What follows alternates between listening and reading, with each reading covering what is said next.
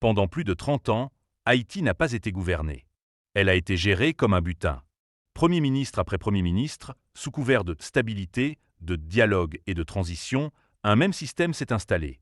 Un système où l'État sert de caisse noire, où la pauvreté sert de contrôle social et où la violence sert de moyen de gouvernance. Ces dirigeants n'ont pas échoué.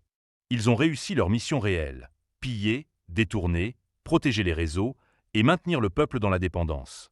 Les fonds Pétro-Caraïbes, les contrats publics, les douanes, l'électricité, les ports, les télécoms, tout a été vidé, siphonné, recyclé vers des comptes privés, pendant que les bidonvilles devenaient des réservoirs de misère et de colère.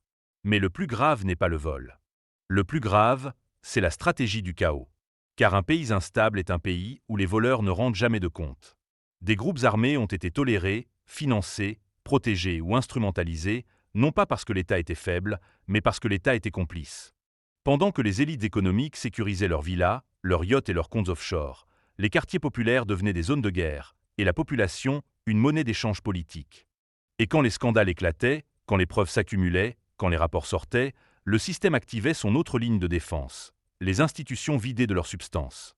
La Cour des comptes, censée protéger l'argent public, s'est trop souvent transformée en machine à blanchir la corruption, en fabriquant de faux semblants de légalité pour enterrer des dossiers explosifs. Ce n'est pas une dérive. C'est une architecture de l'impunité. Haïti n'est pas pauvre. Haïti est dépouillé.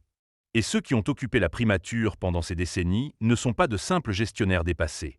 Ils sont les maillons politiques d'un système de prédation au service d'oligarchies locales et de réseaux internationaux.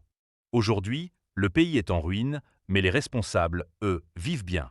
Et tant que leurs noms ne seront pas associés à leurs actes, tant que la vérité ne sera pas rendue publique, et tant que l'impunité ne sera pas brisée, Haïti restera prisonnière de ses faux dirigeants.